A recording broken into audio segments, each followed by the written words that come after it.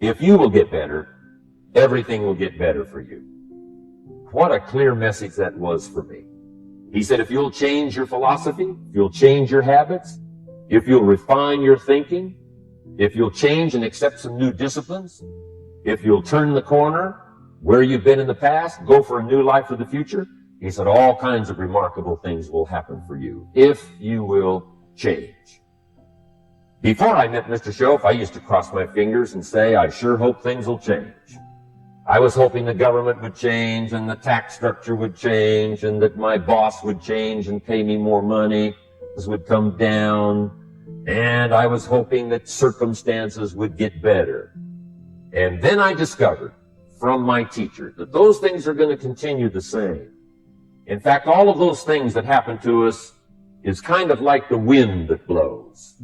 But we must not leave our future just to the wind, just to the economy, just to the structure of the way things are happening today. Here's what we must learn to do. I went to work to try to change myself. And I picked up that promise. My teacher shared with me that if I would change, my income would change. If I would change, my bank account would change. If I would change, my future would change. And sure enough, his promise came true for me. Things started working for me, changing my life all those years ago. We don't have to change what's going on out there. That's the wind that's blowing. All we have to do is change what's going on in here. And now there's several ways to do that. The first subject he called personal development. We must learn from personal experience. Pretty simple. Learn from what happens to you. Take a look back over the last few months. Did you make some mistakes? How could you correct those for the future? Take a look back over the last year. Have you done it right or done it wrong? Let's correct it for the next year. Mr. Shoaff asked me when I first met him, he said, Mr. Rohn, how are you doing? You've been out there now 6 years. And I said, I'm not doing very well. He said, I suggest you not do that anymore. What a simple, swift analysis to my situation. He said, if you keep doing it, the next 6 years will be like the last 6. You don't want that to happen. Let's make the changes. The most successful and wealthiest people all practice these habits on a daily routine.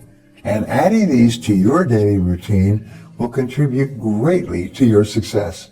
Planning your day actually starts the day before. Set out what you want to accomplish before you even start your day.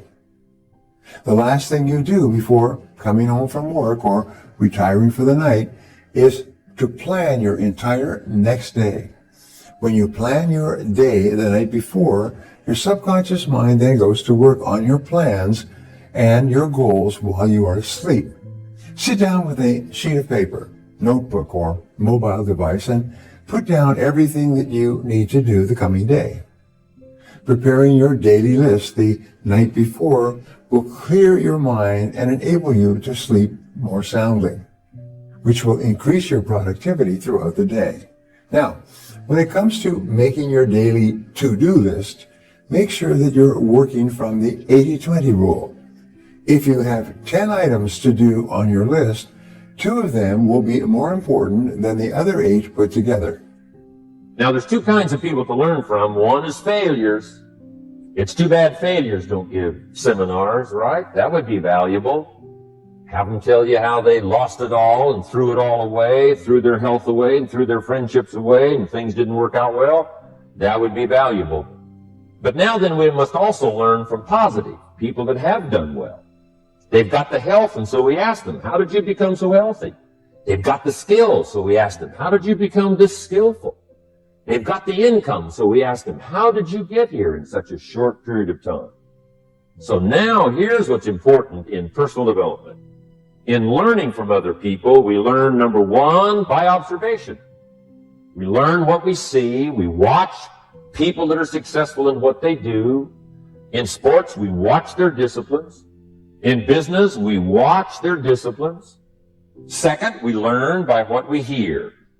Learn by listening. And then listen to the sermon on Sunday morning. Listen to the lectures. Listen to the teacher. Listen to someone who's got something good to say. And then number 3 is vitally important on personal development, and that is read all the books.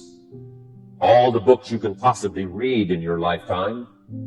Mr. Shelf got me started on my library. I've got one of the better libraries. And then I started keeping a journal. One of the major things my teacher taught me was to keep a journal. He said, don't trust your memory. If you hear something good, just make a little note and write it down. So I would suggest you do the same.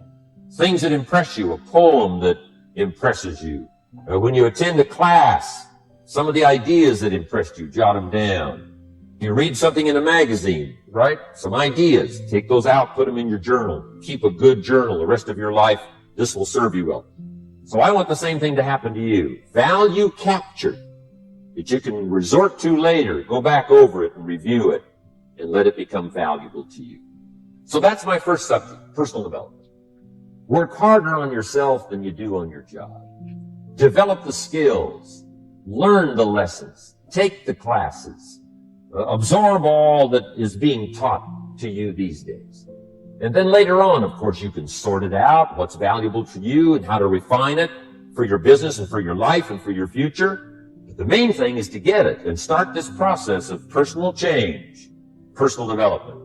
And let me say it one more time. If you will change, everything will change for you. You'll never be the same. You'll keep growing. As you look back on a few months, look back on a few years, you won't believe the progress you can make economically, your relationship with your family, your friends, telling you that whole process of committing yourself for personal change, personal value can really make your life unique and worthwhile. Every single study in productivity shows that you will be far more productive in the 5 or 6 days that you work if you take 1 or 2 days off completely than you ever would be if you worked straight through for 7 days. The same applies on a smaller scale in the hours of your day. Taking a small break will clear your head and should give you some fresh thoughts to sharpen your focus. However, don't get too comfortable taking too many breaks or welcoming distractions. Most people spend 50% of their time doing non-work related activities while they're at work. Break the time-wasting habits of browsing social media, checking email, taking long lunch breaks, and chatting with coworkers. Time is your scarcest resource. You must work smarter to preserve it in every way possible, and eliminating these time wasters will improve your time management skills and your quality of life. Look at every request for your time as time being taken away from the amount of time that you have to work and the time that you have left on earth.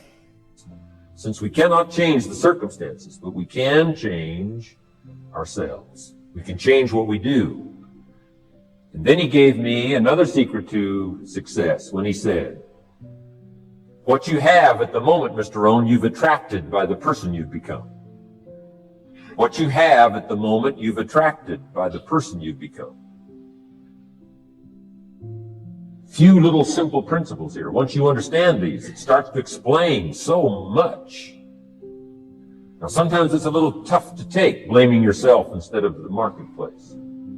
Taking responsibility instead of putting it off on someone else. That transition sometimes is a challenging mission. And this one was a little tough for me. He said, Mr. Rohn, you've got pennies in your pocket, you've got nothing in the bank, the creditors are calling, you're behind on your promises. He says, here's how that occurs. You've attracted, up until now, you've attracted the things to you because of the person you've become. Shelf said, here's the secret, Mr. Rohn. Learn to work harder on yourself than you do on your job. Once I got that, it turned my life around. Learn to work harder on yourself than you do on your job. He said, if you work hard on your job, you'll make a living. If you work hard on yourself, you can make a fortune. If you would have known me at age 25, you would have said, Jim Rohn's a hard worker. If you'd have known me, you'd have said that. I'm the guy, I don't mind coming a little bit early, staying a little bit late. I don't mind that. You'd have said, well, Jim Rohn's a hard worker.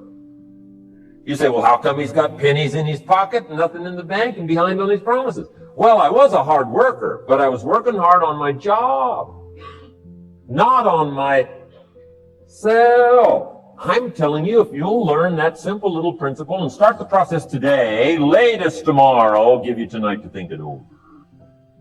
And start this whole process of personal development, work on yourself, make yourself more valuable to the marketplace. I'm telling you, you can so dynamically change your income, and economics is the least of the values that you can start earning in terms of equity if you'll start working harder on yourself than you do on your job. Let the miracle of everything that's available work for you, and start working on the inside. Work on your philosophy, work on your attitude, work on your personality, work on your language, work on the gift of communication, work on all of your abilities. And if you'll start making those personal changes, I'm telling you, everything will change. Spend your time like money. Even when you're not at work, your time is at least equal to an hourly rate. If a person or activity is asking you to donate your time, ask yourself, how important is this task to me? And how much of my time and money am I willing to donate to it? If it's not important enough, you must discipline yourself not to do it. Just say no. You want to give any time to your priorities and the top 20% of your tasks first. Say no to requests for your time that don't move you forward or are not of high value. Ultimately, your top goal every day should be to get the highest return on your investment of mental, emotional, and physical energy. That's the key to working smarter. Success is something you attract by the person you become. Success is not something you pursue, chase, run after. Success is something you develop, something you become. You attract success. So the whole key to unlock all the treasures, whether it's economic treasures or spiritual treasures, financial, social, personal, every way you can possibly think of, is by your own personal development. And then he added one more, which is so important, and it's probably worth the price of the seminar.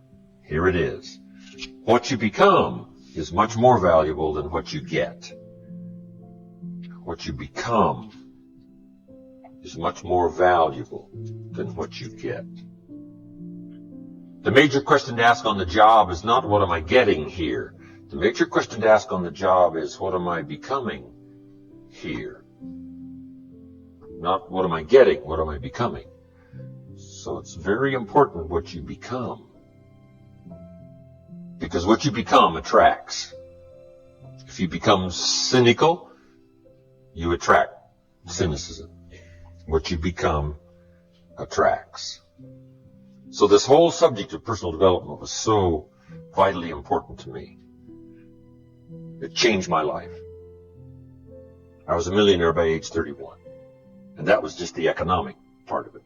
It took me 6 years from age 25 to age 31. It was unbelievable. Now, if you're excited and you're ready to change, let me give you 3 steps to start life change that can change your life, your personality, your lifestyle, everything can change.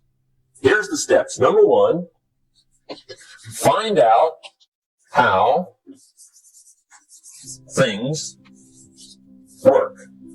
The first key to doing better is find out. To change your life, really, you need ideas. There isn't anything an idea can't change.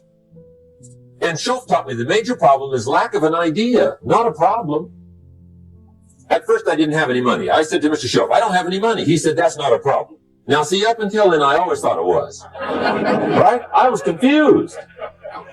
He said, no, the problem is lack of an idea on how to create money and wealth. It isn't lack of money, it's lack of ideas. So if you get the ideas, see, you can change anything. Now, to get ideas, you need a constant study of finding out. Now, Schultz also said, when you find out something that works, put the information in your journal. Don't use your head for a filing cabinet. Put it in your journal so that you can do the next best thing. Repetition, repetition, repetition. Go over it. And if you repeat it, go over it, sure enough, someday, some mysterious day, the idea takes root, starts to grow, and shows up in your bank account, and your dress, and your personality, and your lifestyle. But capture the ideas in your journal. Find out how things work. Shof gave me this word for my life change. He said, study. Great word. If you wish to be successful, study success. If you wish to be happy, study happiness. If you wish to be wealthy, study wealth. Don't leave it to chance. Make it a study. Some people just go through the day with their fingers crossed. See, that won't do it. You've got to study the things that can change your economic, social, spiritual, personal life.